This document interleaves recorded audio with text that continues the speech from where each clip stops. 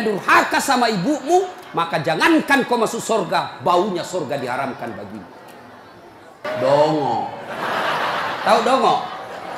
Beleng-beleng. Tahu beleng-beleng?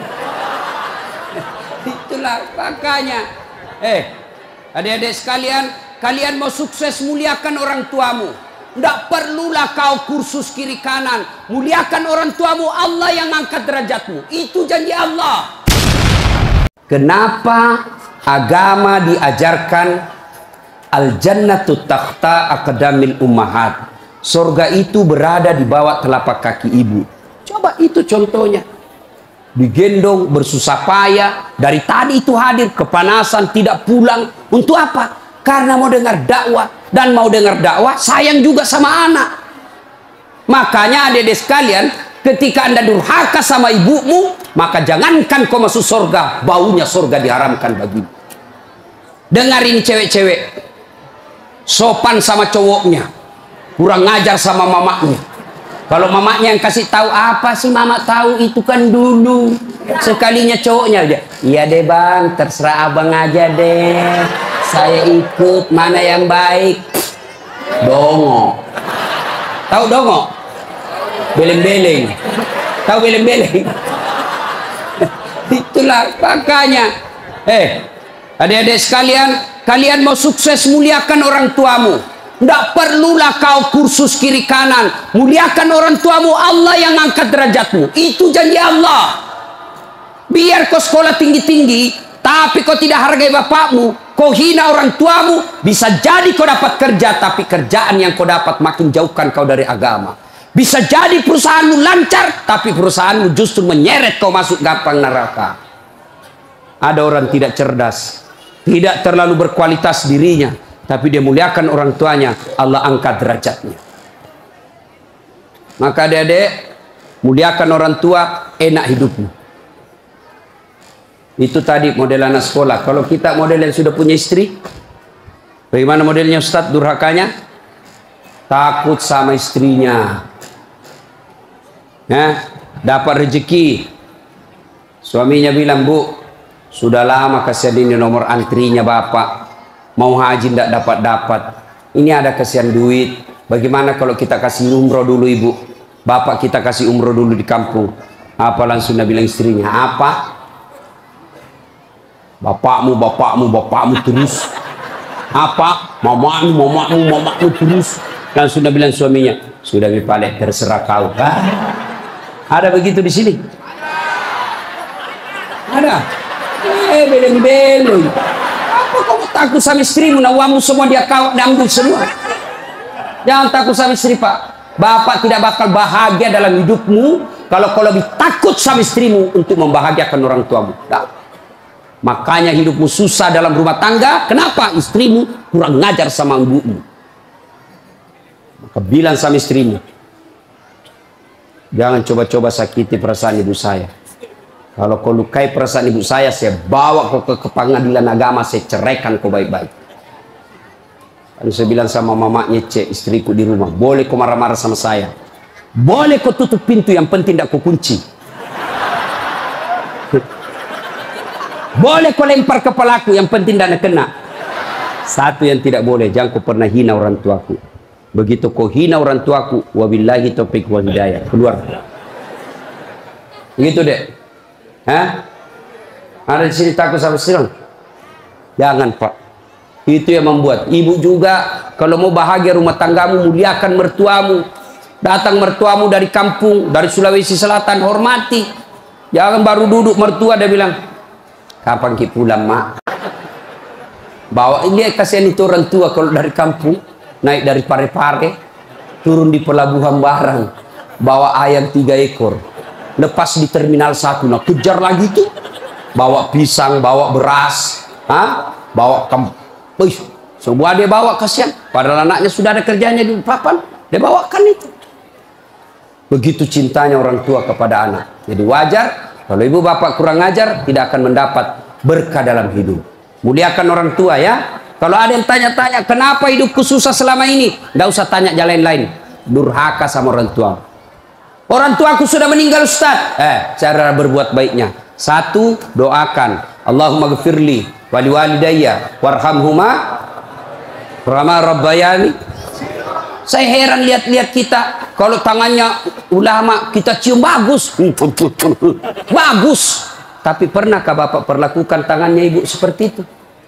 Pernahkah Bapak perlakukan tangannya orang tua? Saya orang lain, belum tentu saya doakan Bapak ikhlas. Doakan saya Ustadz, saya doakan tapi belum tentu saya ikhlas. Kenapa? Saya belum tahu Bapak. Tapi kalau orang tuamu yang doakan kamu, pasti ikhlas. Saya tadi kesini ibu saya telepon. Mak, telo doa nggak mau kak mak? Woi, wali doa aku nak. Saya tidak doakan diriku. Kau selalu kudoakan karena kau selalu jalan. Itu ibu. Kalau suami bu, jangan sampai ibu juga berdosa kepada orang tua gara-gara suami. Jangan sampai bapak-bapak berdosa hanya karena istri. Jangan sampai kalian yang masih kecil durhaka sama orang tuamu, maka hidupmu bakal susah. Muliakan orang tua. Doakan, Allahumma ghfirli wali walidayya warhamhuma kama rabbayani shaghira. Sudah itu doa lagi, ya Allah ampuni dosanya orang tuaku kalau sudah meninggal. Terima amalnya, lipat gandakan kebaikannya, lapangkan alam kuburnya. Sudah itu saja. Ada rezeki, sedekah. Ada rezeki, sedekahkan. Saya mau terang kuburnya orang tuaku, perbaiki sound sistemnya masjid. Terang itu kuburnya. Saya mau terang kuburnya orang tuaku, kirim pembeli lampu, kasih tahu panitia masjid. Mulai bulan depan saya yang bayar itu masjid lampunya. Jangan ambil uang celengan. Terang itu kuburnya orang tua. Dan demi Allah, tidak ada orang bangkrut gara-gara rajin sedekah. Ada yang bangkrut gara-gara sedekah? Mana buktinya? Makin sedekah makin kaya. Rahmat Mas'ud. Coba lihat. Orang datang itu, bos, membayar ke bos. Bos, baju sekolah bos. Bos, istriku melahirkan. Bos, terbakar anuku. Bantu. Tapi mana ada yang bangkrut kalau rajin sedekah? Tidak ada pak. Kenapa bapak ibu miskin? Kalau selalu minta-minta. Berhenti minta-minta, Allah kasih kau kaya. Sedekah. Saya tidak bisa sedekah dengan duit. Sedekah kau dengan tenagamu. Saya tidak bisa sedekah banyak-banyak. Sedekah dengan apa? Lihat itu masjid. Oh, sudah kotor anunya. Apa namanya itu? Kudungnya. Putih bukan, coklat bukan, hitam bukan. Kak diam nih. Sudah, bawa masjid satu kudung. Itu sedekah. Oh, masjid antara masjid dengan toilet jauh. Sedekah dengan sandal swallow. Nah, curi orang, tidak ada urusan. Itu sedekah. Kita lihat karpet, sudah jelek, sedekah dengan karpet. Insyaallah banyak pahala. Hari Jumat kita kirim air botol gelas ke sana. Air gelas ke sana, orang minum, itu sedekah. Saya cuma bisa nasi bungkus 10 saya sumbang hari Jumat, itu sedekah. Allah tidak lihat banyaknya, yang penting ikhlas banyak daripada sedikit tidak ikhlas.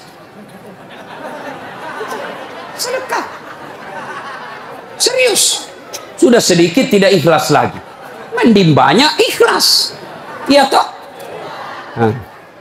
Panasnya di. Tidak bisa konsentrasi sejenak. Lewat-lewat ketawa itu kak bos. Nah, ibu bapak,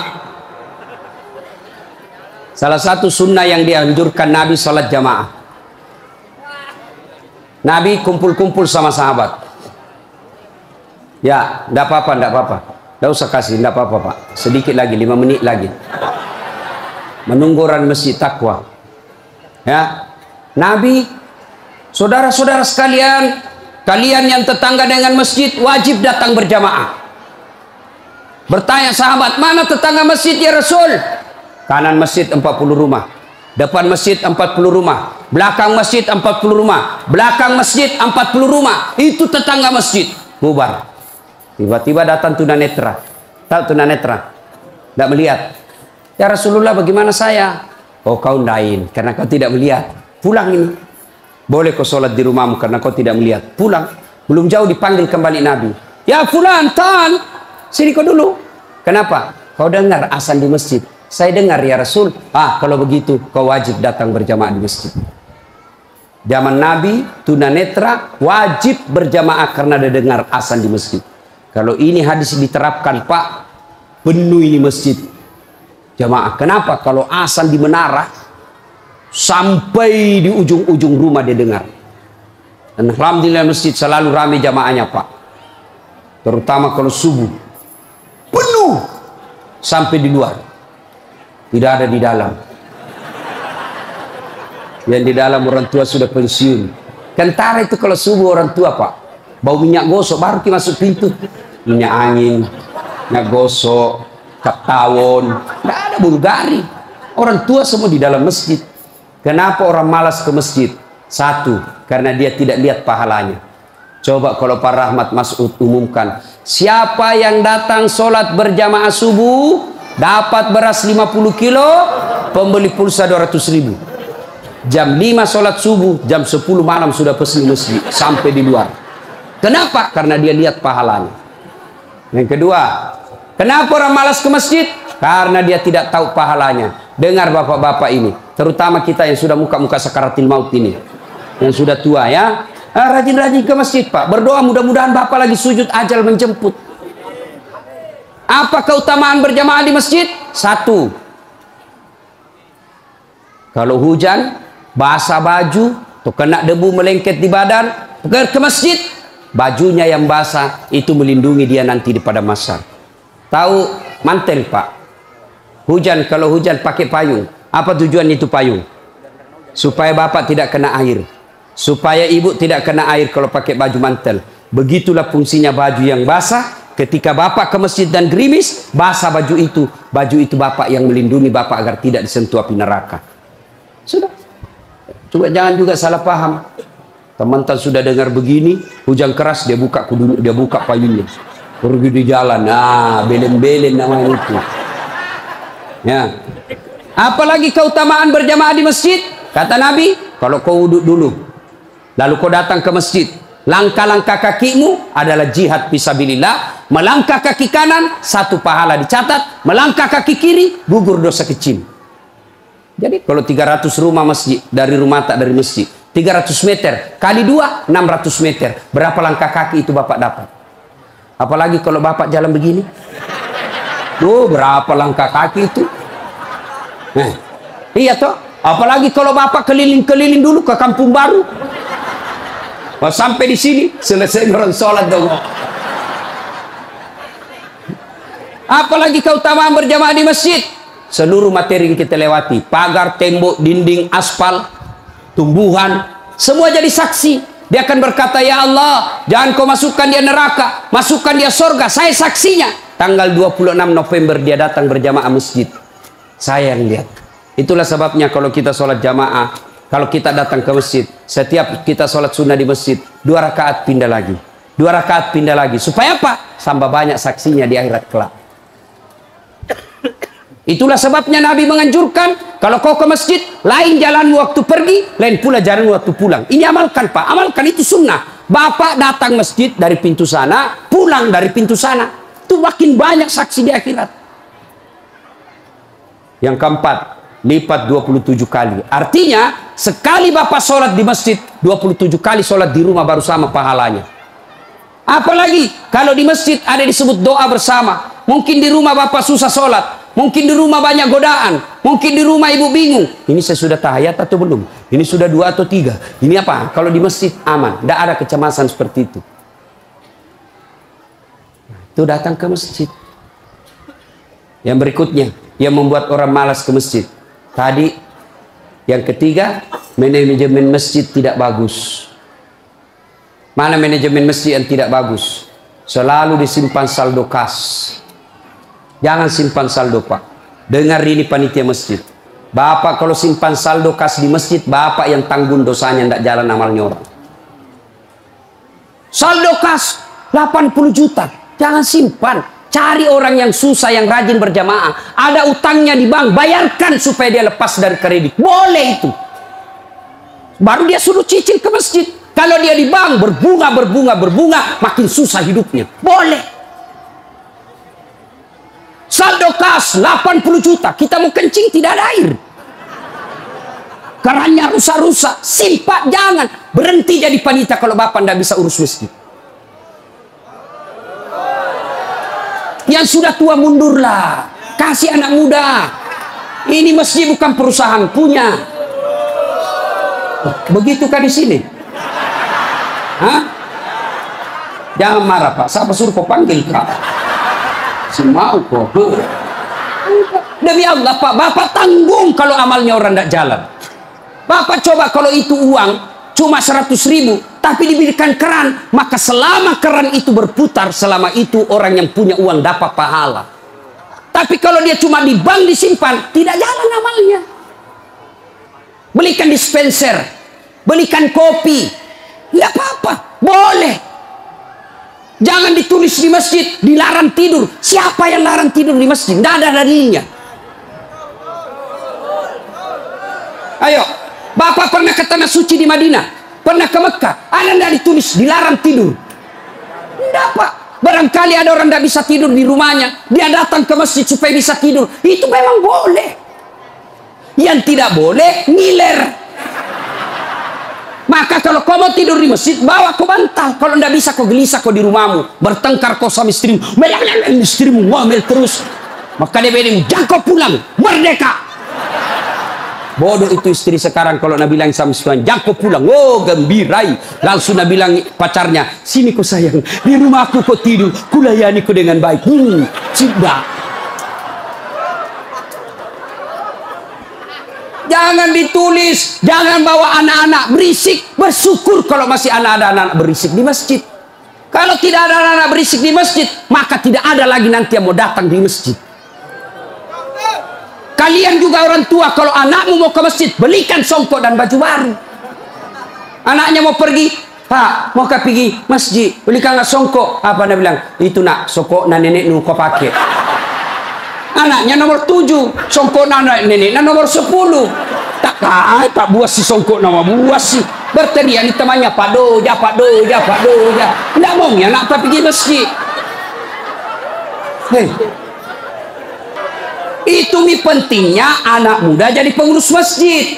Karena kalian kalau sudah tua tidak ada yang tahu. Kau juga anak muda, muliakan orang tua. Tempatkan di mana itu orang tua? Tempatkan sebagai penasehat masjid. Jangan masjid dikira dia punya. Ini lembaga umat yang punya. Kasih karpet yang bagus. Ada saldo kas, jangan simpan Pak, Bapak berdosa. Tidak jalan amalnya orang. Apalagi membuat orang malas ke masjid. Apa? Kadang-kala apa? Sound sistemnya jelek. Begitu kita takbir Allahu Akbar, langsung story.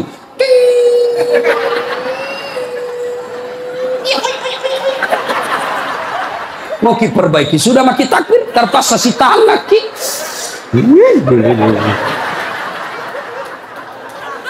Apalagi membuat orang malas ke masjid. Apa? Kadang-kala muadzin, jengkel orang dengar muadzin. Orang tua, sudah tua, tidak mau tahu mengalah, mundur udah wasangiko. Ayah,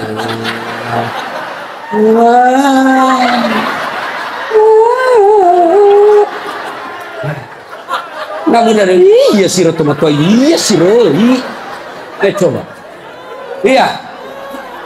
Apalah yang membuat orang malas ke masjid? Kadang-kala penceramah. Kita di rumah sudah bertengkar istri, di kantor mumet pikiran. Kita datanglah ke masjid dengar ceramah, mudah-mudahan kita dapat pencerahan. Ini bukan pencerahan, kita kasih takut kita terus dibakar pantatmu, ditusuk. Udah bilang tak boleh.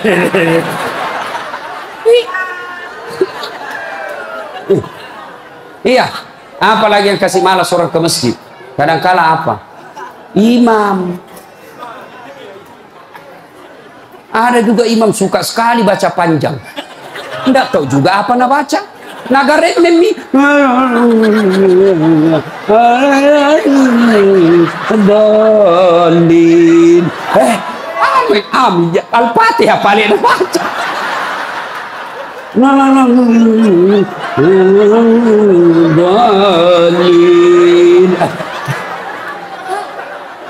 Malam petoni tidak jelas.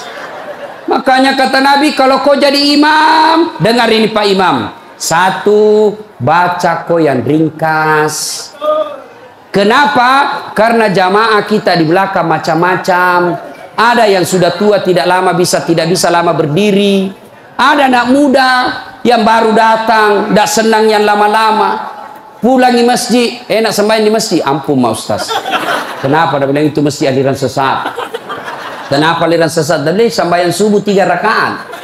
Bukan 3 rakaat, sujud tilawah nama itu dong. Makanya tuh imam sebelum kau takbir jelaskan dulu jamaahmu. Adik-adik, ini kita sujud tilawah sunnah malam Jumat, membaca surah As-Sajdah. Pada rakaat kesekian kita harus sujud. Nah, ini bukan 3 rakaat, tapi karena Allah perintah ayat itu dibaca sujud. Jelaskan. Yang sunnah, wih, bilang apa ini? Kenapa 3 rakaat? Kau yang dongo.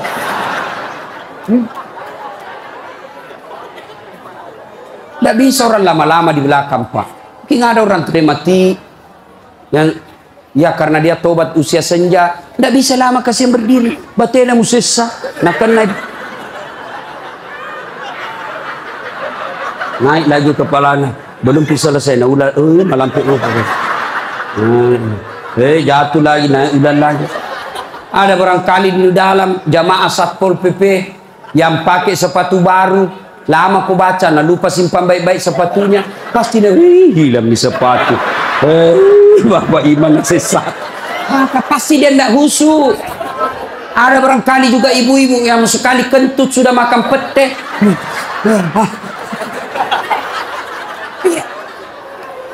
Ya. Yang kedua kata Nabi, kalau kau jadi imam, baca yang umumnya orang hafal. Tujuannya apa Ustaz? 1, supaya jamaah ikut kalau dia hafal. Coba kalau kita imam baca Al-Fatihah, kita ikut juga toh. Kenapa? Karena kita hafal. Tapi coba imam membaca surah Al-Baqarah ayat 10 sampai 120. Imam sibuk dengan bacanya, kita sibuk dengan hayalan tak. Mau ikut, tidak dihafal. Mau ruku, belum ruku, terpaksa dibaca semua pengumuman masjid. Keadaan keuangan masjid, saldo kas pengeluaran, sumbangan dari haji, dibaca semua. Belum selesai ini sudah dibaca satu palampang ini, satu ini dibaca lagi Persatuan Guru Republik Indonesia. Belum selesai imam dibaca lagi bajunya tim sukses Rahmat Masud, calon wali kota Balikpapan. Semua Pak dibaca. Siapa salah? Imam. Ada ini cerita gini, wallahu alam benar atau tidak. Ada penghafal Quran, dites bacaannya.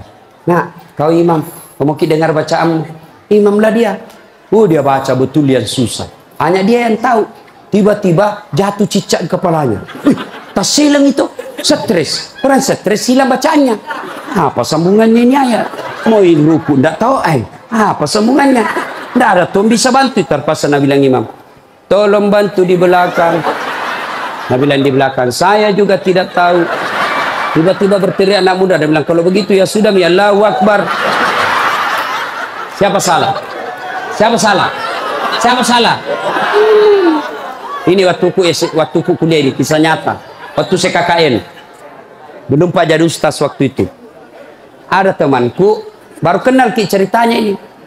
Pikir sholat di posko, dia pakai gamis, baju ustaz sih, bilang, alumni pesantren ini. Saya imam, dialah imam. Al-Fatihah lancar. Begitu dia baca Al-Kafirun, aku bilang aja macam apa? Macam apa ini? Wala antum abiduna ma a'bud, wala ana abidum ma abattum, wala antum abiduna ma a'bud, wala ana abidum ma, wala antum abid, wala ana.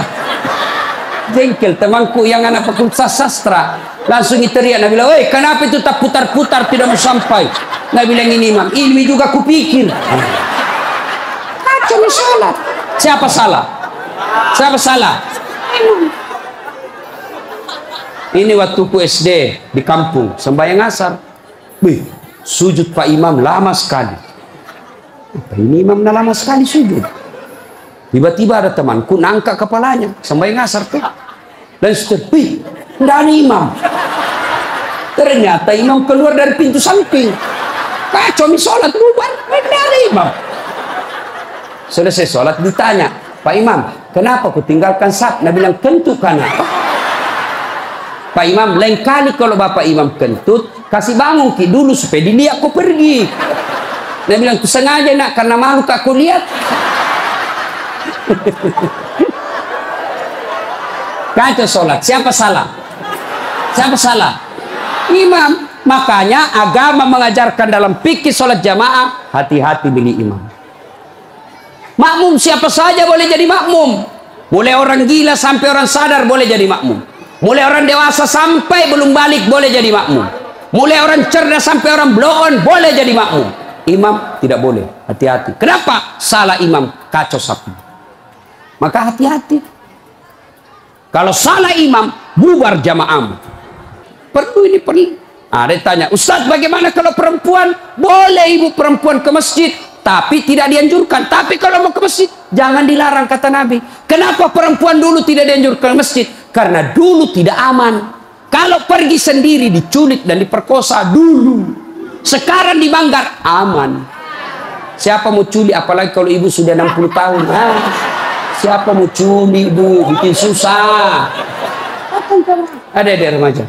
Ini Ustadz yang ceramah. Tidak pernah saya pondok, Pak. Tidak pernah saya sekolah pondok. SD, sekolah umum. SMP, sekolah umum. SMA, sekolah umum. Sarjana, sekolah umum. S2, sekolah umum. S3, sekolah umum. Di mana saya belajar agama? Datang ke masjid. Saya kalau Ramadan dulu, zaman SMP dan SMA, saya sudah bermalam di masjid. Waktu itu belum saya tahu apa itu itikaf. Tapi ternyata itulah itikaf. Tinggal di masjid. Apa kerjaku? Kalau sudah jam 2, teriaklah saya di masjid. Sahur, sahur, sahur. Kalau ada lebih kue bawa sedikit ke masjid. Kita mau juga buka puasa mau makan sahur di sini. Cuma ada dulu imam di kampungku aneh-aneh Pak. Berteriak ini bilang jangan Pak, jangan Pak. Orang kaget semua. Siapa yang pukul Pak Doja? Oh lari semua orang ke masjid. Jangan Pak. Ternyata jam 4. Kacau. Sudah itu ditegur, jangan bilang jangan Pak. Karena Pak Doja tidak tahu. Nah bilang lagi, sahur, sahur. Sudah jam 3 lewat 60 menit. Ih, cocok tahu jangan Pak. Ayo, ibu bapak, saudara-saudara sekalian. Kita juga jamaah, ada aturannya. Sudah ya? Nah, karena sudah waktu, dari tadi saya tunggu, alhamdulillah. Kalau masih mau dengar ceramah, kita pergi rame-rame ke Masjid Taqwa. Kan tidak dibayar gitu. Nah, kita sama-sama lah ke sana.